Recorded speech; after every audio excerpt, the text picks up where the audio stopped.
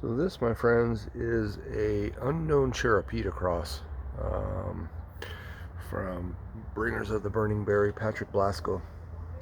And you can tell by the pheno of this pepper that it doesn't look like your typical, I mean it's similar, but it doesn't look like your typical Charapita. Again, Charapita chilies are renowned for their heat and flavor, recognized as the most expensive chili in the world. It's Peruvian in nature, originated in Peru. It's a very sought after chili in Peruvian dishes and by a lot of Peruvian chefs. But you know, it's one of the most expensive chilies in the world because of, you know, the yield and how much work it takes to pick all these, de-seed them. There's a lot of seeds in here from what I remember, and things like that, right? Like you need a lot of these chilies to make 100 dishes using this chili, right? Or 100 bottles of hot sauce using this chili. You need a lot of them. It takes a lot of work to pick all these little peppers. I think that's why it gets its renown for being considered the most expensive chili in the world. Is for that. So again, I don't know, you know, if it's just an off pheno. He's got it labeled as an unknown or no unstable Charapita cross. So again, I don't know if it's a cross that he's actually. And again, I'm talking about Patrick Blasco of Bringers of the Burning Berry. I don't know if he's, you know, working on a cross or he got sent it as that and he's been growing it. I don't know. But he's got it labeled as unstable, not unknown. Unstable Charapita cross. You know, Charapitas don't typically have, you know, a ball on top of a ball, if you will. They're more just a ball. Let's try. 30 to 100,000 on a typical Charapita though, so they do pack a little punch. I've heard of these chilies being called the firecracker chili as well. Try it. Ooh.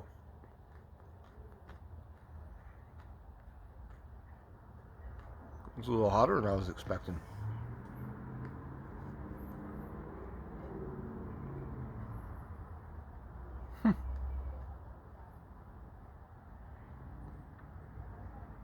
Wow. What a pleasant surprise. Like, that's hotter than regular Charapitas I've had for sure.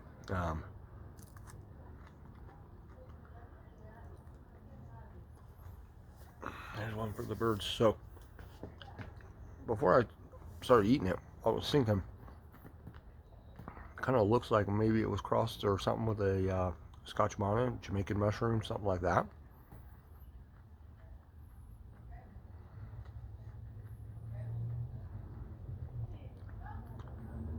Possibly a UFO chili.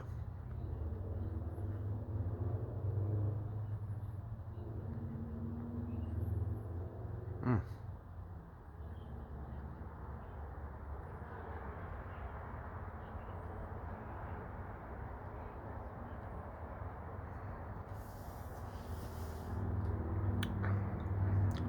It's got a chinense kind of flavor and aroma to it.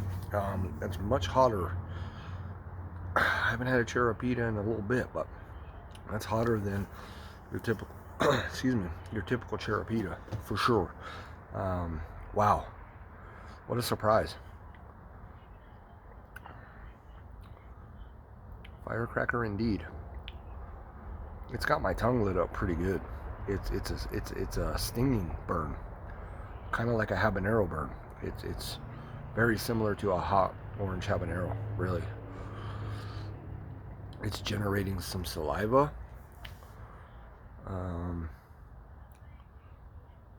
Wow, it was fruity, had good flavor.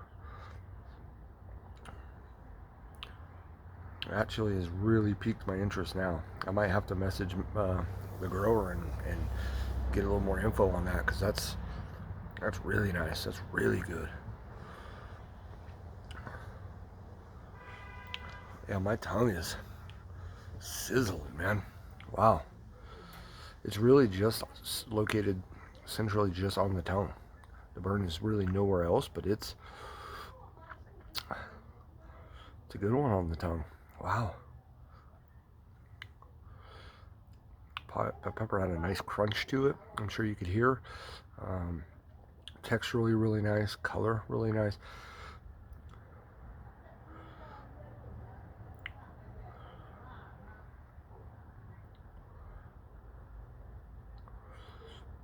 And here's the other thing. When I took the first bite of that pepper, it didn't take long for me to feel warmth in my cheeks, right? Like a little warmth. I just remembered that. I thought it's worth mentioning. Wow. Could have been crossed with like a habanero. I mean, you would think it would get bigger, but you know, it's possible it just keeps the heat of the habanero and the somewhat pheno shape of the Charapita. That's definitely possible. Because it has a good, like my nose is getting activated a little bit.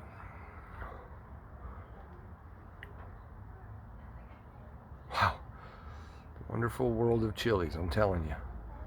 That is delicious, surprising, in a good way.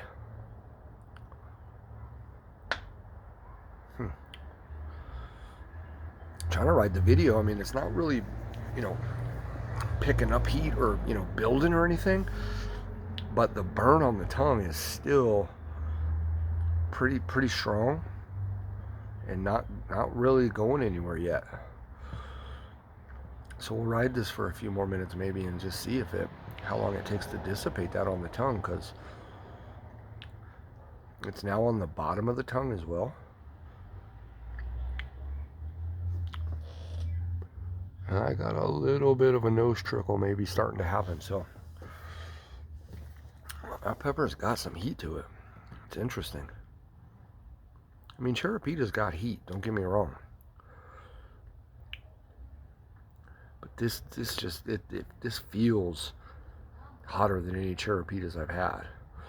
And I think I did a video eating maybe 20 Charapitas or something like that, you know, and I don't remember in that video or that review having this type of burn on the tongue. You know, so maybe the burn, like the actual SHUs on this, is probably, maybe it is similar to a regular Charapita. It's quite possible, and that what I'm experiencing now is just a different style of burn from the other parent, the other cross.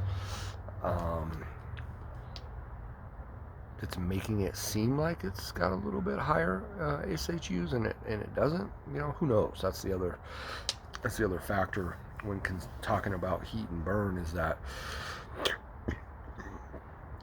I think it's safe to say this is, if a Charapita is 30 to 100,000, this is up in that 80 to 100,000 range. It's got to be. But when you get a different type of burn profile to something,